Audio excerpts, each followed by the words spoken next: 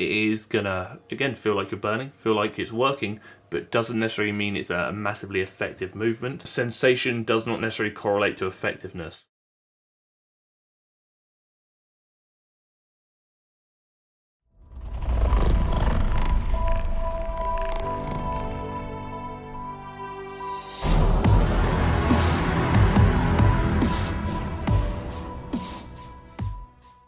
It's go time. Basically, it's happening. I say it's happening because obviously I'm going to try and get straight into it because I know I waffle far too long at the start. A few weeks ago, I gave my thoughts and opinions on toxic communities within fitness. That led to a lot of people saying, look, Harry, Caroline's about to start a new series, her Fuel workout series. You haven't really had a look at her workout series for a while. Would you consider doing so? I was hesitant to cover it for a few reasons, but you know what, I figured, you're right, I haven't actually spoken about Caroline's workout series for a fair while. A lot of people have asked me to have a look at it, so that's exactly what we're going to do today. Before we do so, we're obviously going to do what needs to be done. If at any point you decide you like the video, please let me know you like the video by dropping a like on the video. 1,300 likes in the first 24 hours is the goal, so if we reach out, that'd be bloody amazing. If you haven't already, please do consider clicking the red button down below and subscribing to the channel, and maybe even the bell next to it so you get notified when I upload every week, twice a week. And if you have a question you want me to answer at the end of the next video for comment question of the week, please do drop it down below in the comment section and I shall do so. I've actually received a few... Oh, that literally pinged down. I've actually received a few questions recently asking, like, why do you wear the hats? It was a subscriber challenge over a year ago, so I figured, you know what, bit of fun, why not? And at the end of the year, I donate all the hats, all headwears and pieces of my head to charity, not my actual head, to clarify, just the things I wear on my head. I should have really saved this for Halloween too. It was really big. I never expect these to be that big. I feel like a unicorn. I want to clarify, before I start the video, if I ever do disagree with something, that doesn't necessarily mean that who I'm disagreeing with at that moment is a bad content creator. It merely means that our views don't necessarily align on this one thing, or maybe a few things. It has no reflection of them as a content creator, it has no reflection of their knowledge, no reflection of anything along those lines. It's merely a difference in opinion, and hopefully that can be respected as we work through this video together. Obviously, I've already watched the video, and the introduction very much speaks about how these are 30-minute workouts, which I think is solid. I think 30 minutes is a really fair length or duration of workouts. For myself anyway, I would favour 30-minute workouts over the common 10-minute workouts you see on YouTube, just because expectations need to be realistic. How much do you expect to achieve in 10 minutes versus how much do you expect to achieve in 30 minutes? Things along those lines. But that is very much dependent on your goals and also your ability levels. If you're new to training, I think 10 minutes is more than nothing. I think that's fantastic. But if you feel like you're able to, I think 30 minutes is bloody splendid as well. This workout series is very much resistance focused. And you know, there's one thing I am rather partial to, and that is the old resistance training. Also sushi, but my channel isn't a sushi channel yet. That's coming at 1 million subscribers. We'll get there. And it seems like there are 30 workouts over this 6-week period. You can only work out as much as you can work out. For me personally, I work out 5 times a week because I think that's a fantastic number. I probably wouldn't do more than that. And I know Caroline's workouts are very resistance training heavy. So I think 5 workouts a week is a really solid number. That being said, I don't think 5 workouts a week is realistic for everybody. I think if you can only manage 1 workout a week, that's better than none. If you can manage 2, that's better than 1. It's very much about doing what you can and doing the best thing for you and your schedule and your goals and your ability levels. So what we're going to do is we're going to go through the workout. This is her giant leg day workout, the first day of the Fuel series. I will look at other ones if people do want me to and give my opinions. And we're going to discuss the exercises selected. We're also going to discuss some of the techniques shown and used. And we can maybe just play around some things, give my opinions, how I would maybe alter things personally. But again, just remember that is merely my opinion. I like the editing of Caroline's videos. I like the previews and I like the tips. I think it's really good. Essentially, this is just a squat variation with the dumbbells held high. When you are at home, obviously, if you had a barbell, I would much prefer a back squat. But obviously, we don't have a barbell here. We are limited to dumbbells and home workouts, which is fantastic, more than plenty. The big thing I always focus on with a squat is slow down, fast up. You can obviously pause at the bottom because the big thing with a squat and on most compound movements is you're working the quads here in a lengthened position. And by lengthened position, I mean that the movement is hardest and peak tension is found when the quads are most stretched, so at the bottom of the squat. Whereas if I were to say you're working the muscle in their shortened position, that would mean the movement would be hardest and tension would be at its peak when the muscles are contracted, so at the very top sort of thing. So here, like I said, we're working the quads in their lengthened position, and typically to make the movement harder and maybe get a bit more bang for your buck, you could consider pausing in that lengthened position or in that position in which the movement is hardest. Depth is good. Caroline's depth has always been good. I've never really seen her be fruity with the depth. Alternating rear lunge, good tempo, because obviously this is limited to time, so 30 seconds.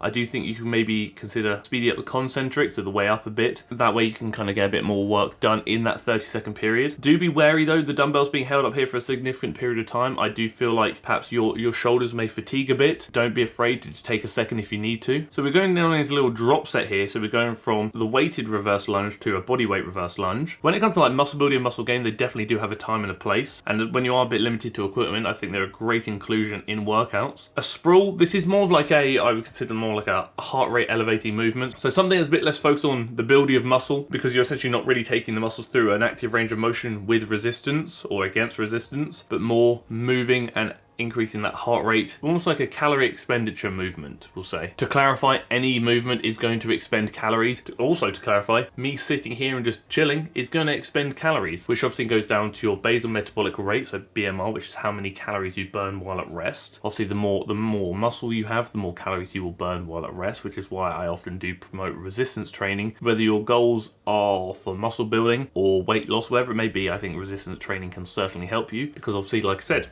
more muscle, more calories burnt while doing nothing, more calories burnt while doing something. Therefore, can eat more and therefore lose weight while eating more calories. It's a bloody win-win if you ask me. So now we're looking at a giant set. So a superset would typically be 2 movements back to back with no rest until you've completed the second movement. A giant set would typically be 3 movements or more back to back with no rest until you completed the final movement sort of thing. Other people do refer to that as a triset, and then they may refer to a giant set as like 4 movements plus. Again, the big thing with any kind of lunge variation, again, it does really depend on what muscle you're looking to like further bias, but I would really try and get that knee literally to the floor if you're able to. I'm not saying bang on the floor, absolutely not, that might hurt your knee, don't want to do that, but just literally tickle the floor.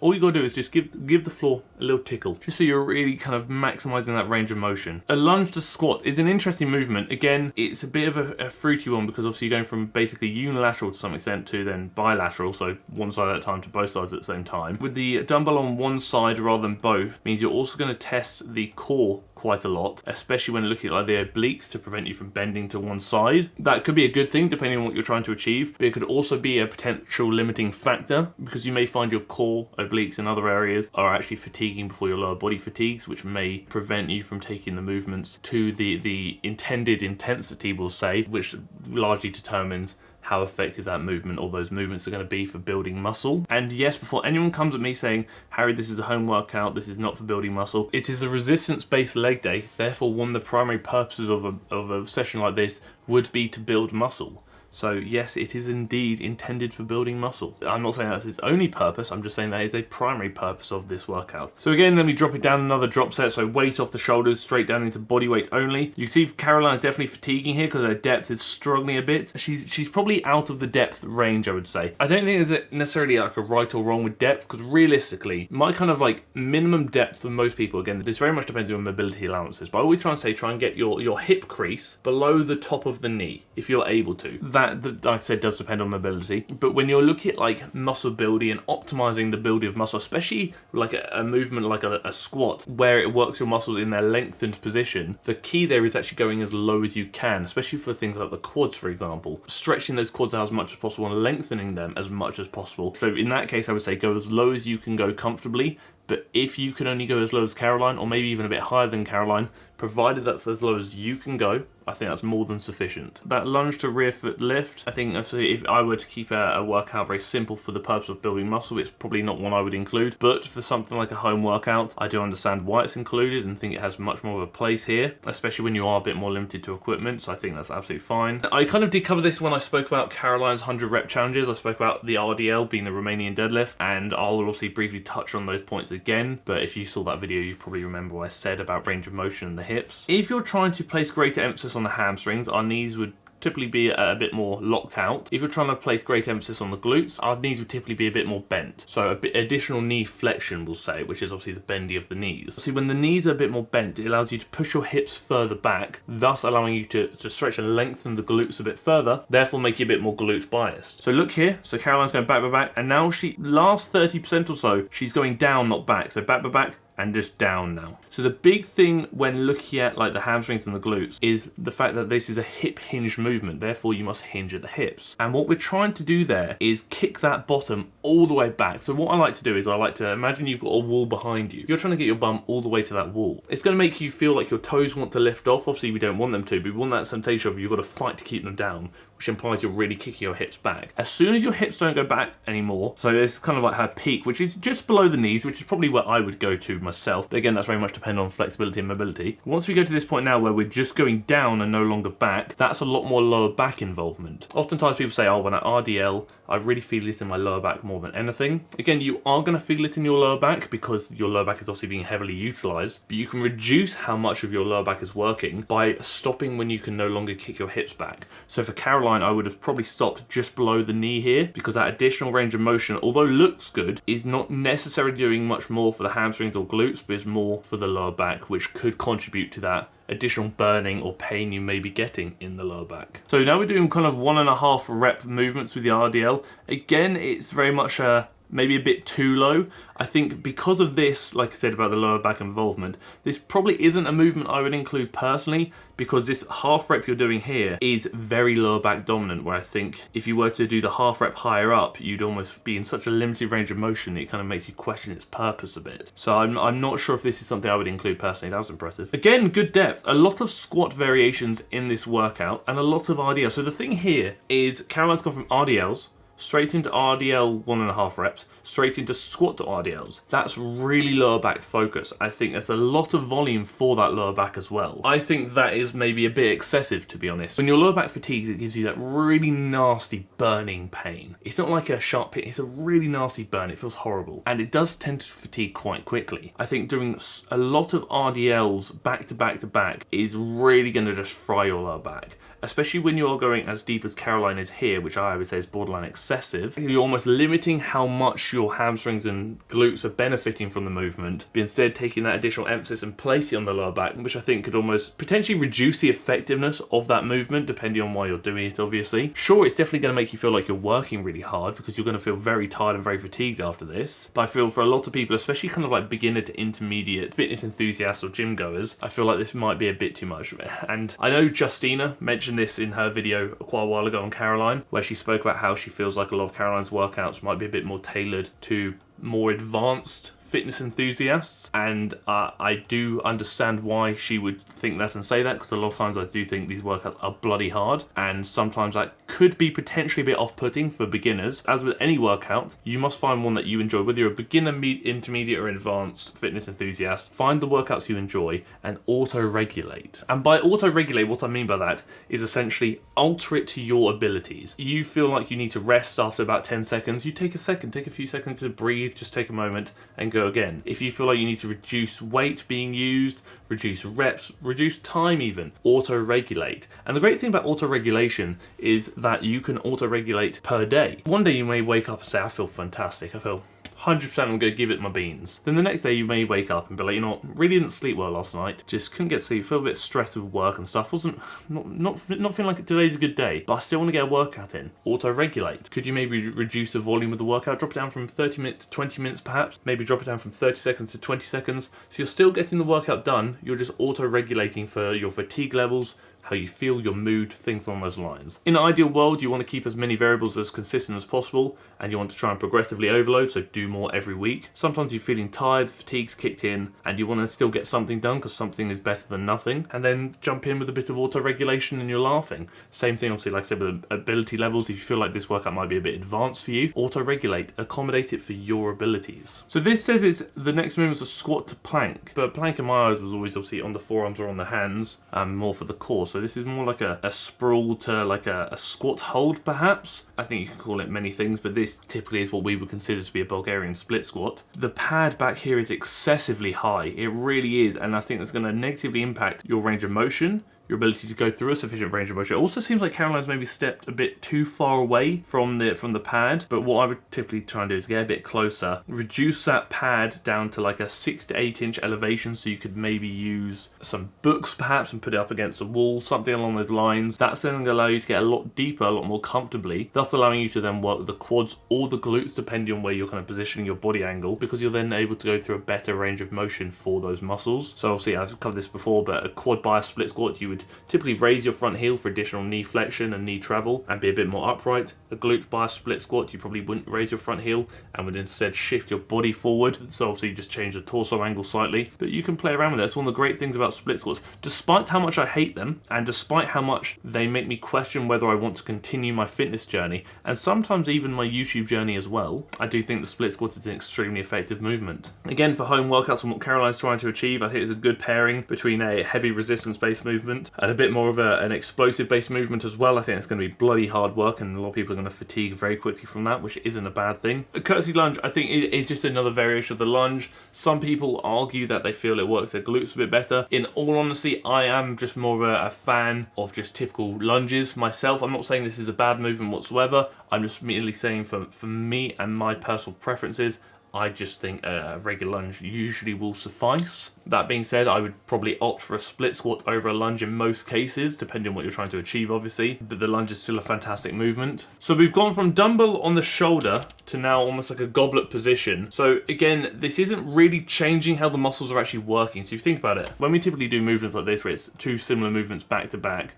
like a superset or a compound set, whatever we want to do, we would typically do so in a manner that would alter how the muscles are working. Changing the positioning of the dumbbell doesn't necessarily alter the range of motion that the lower body is going through. Instead, it just places a slightly different emphasis on the core more than anything. Dumbbell on the side might include the obliques a bit more. Dumbbell in front of you, maybe less oblique due to the lack of side bending. Maybe just a bit more typical kind of abdominal region, core region. So for that sense, it could be changing which muscles are kind of taking primary emphasis when looking at the core. But when it comes to the lower body, you're not actually really changing how the quads and the glutes, etc., are actually working. And again, skaters, very much like the sprawls earlier, this is kind of like a non-resistance based movement to bump that heart rate up. I know Caroline said part of the reason that this workout is called Fuel is because you're using different energy systems, which is why she's going through different movements such as these ones. Now on to her finisher, which is the final kind of workout sequence before the end of the workout. So it's a squat to plank, low squat, walk, sprawl, and a bodyweight squats. So again, the squat to plank we've already covered earlier.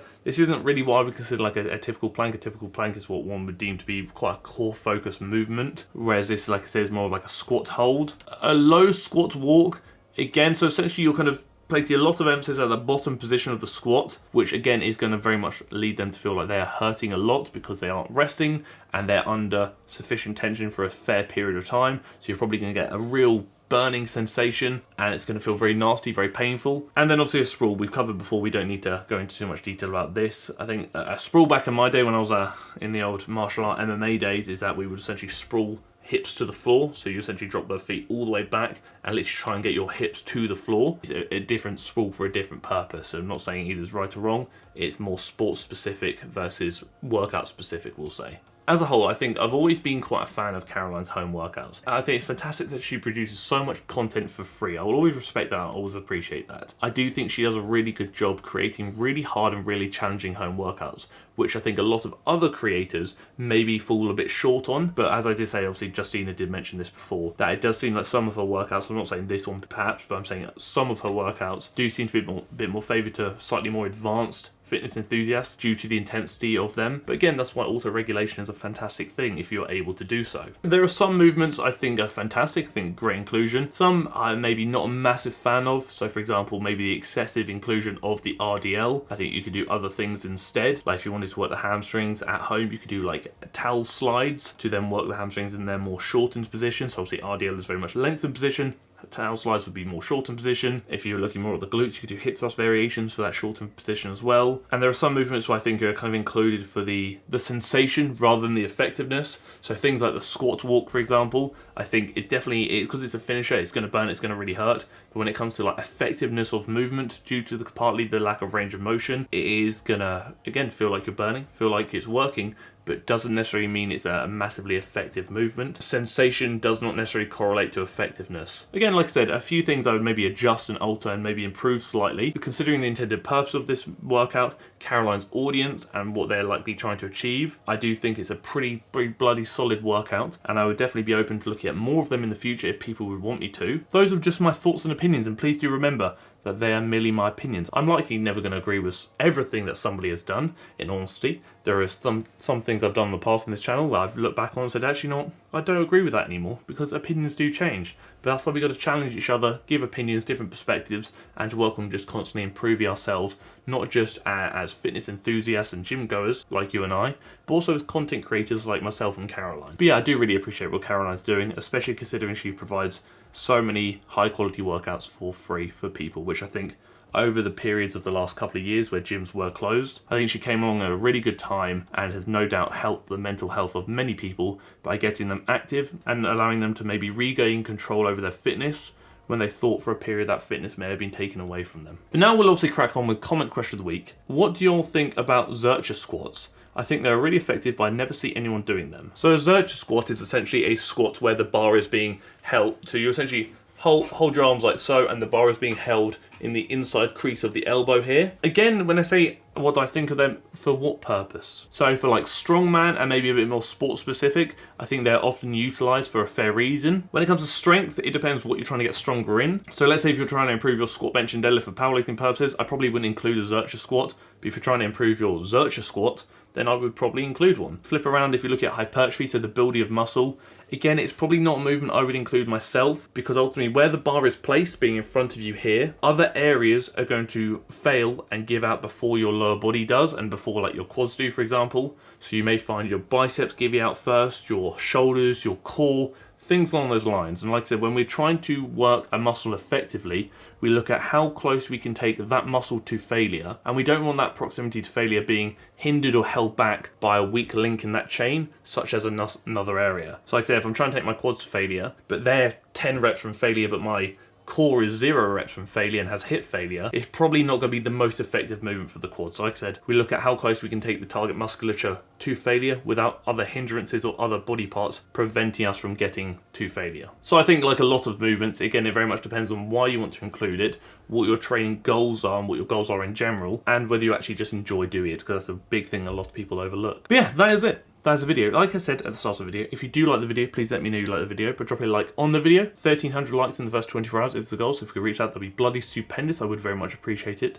If you haven't already, please do consider clicking the red button down below and subscribing to the channel, and maybe even the bell next to it so you get notified when I upload every week, twice a week. And if you two have a question you want me to answer at the end of the next video, please do consider dropping it down below in the comment section for comment question of the week, and I shall do so. Thank you for tolerating me. Thank you for tolerating my opinion and my excessively fast speaking, as I was trying to get through a lot without making this video too long. And thank you for tolerating the video.